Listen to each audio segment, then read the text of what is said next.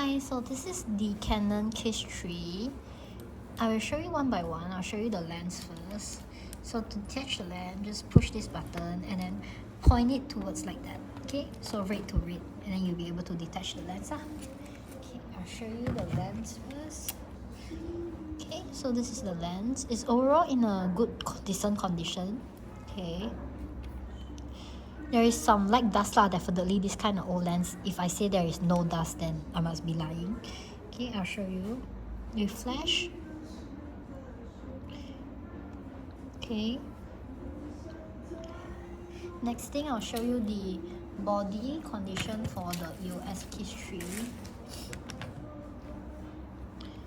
Okay, the mirror is clean and all good. Top, the back, bottom. There is no crack or like major scratches on this model. So now we attach back the lens. Again, point red towards red. Green green's text. Okay, and then turn like that until you hear a click. Okay, so just like that. Okay, and to use it, now we're at lock. L means lock. Okay, now to use it, you just turn. Sorry, I have my fingernail a bit long. Okay, so I push towards green one. The green one is fully automated lah. This is fully automated mode. Okay, while I turn it on, I will also insert the film for you to straight away see. Okay, so this is the back.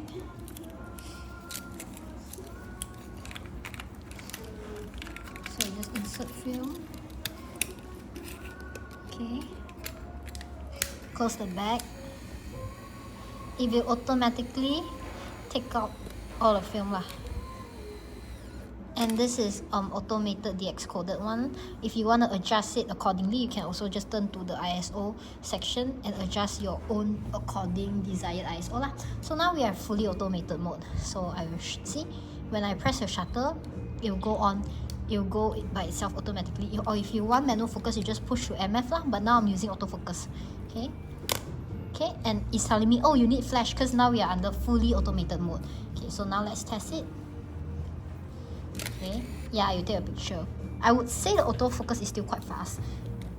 Okay, now I point towards somewhere further and take a picture. Now I'm pointing towards very bright spots, so it won't flash. So the exposure system is still very accurate. Okay, next thing.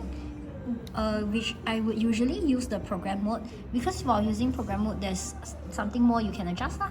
So you don't have to necessarily turn on the flash, because some people don't want to use flash when they're using film camera, right? Film photography. Okay, and then this is when you can adjust. For example, if I adjust this thing here, I can adjust the exposure compensation. Okay, and if I press this and adjust this, I can adjust the aperture. See, now I'm adjusting the aperture. Okay, and I can take a picture as well. Okay, so you can adjust. And next thing, TV means shutter priority lah. So you can adjust the shutter speed while they will adjust the aperture according aperture for you, or you can also use it as an aperture priority. This is when you can adjust the aperture and they will adjust the according shutter speed for you by just turning this thing. See?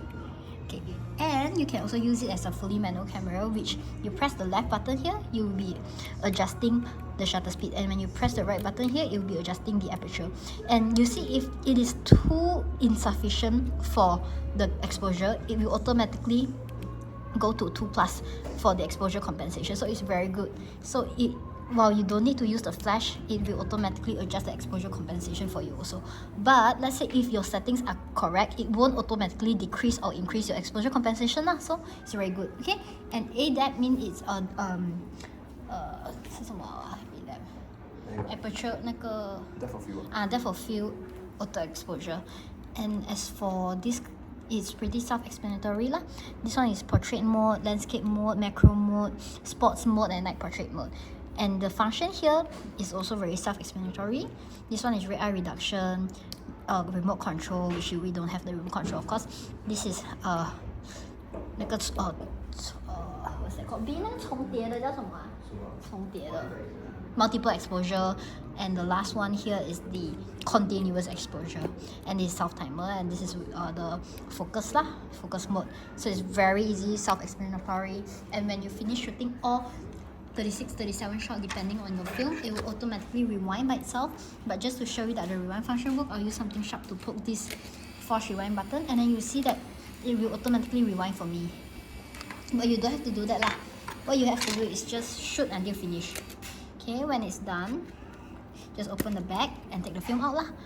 There is more to what I just explained, but it needs you to probably look into it. Like I just explained the more important feature for you. Okay, so yeah, thank you.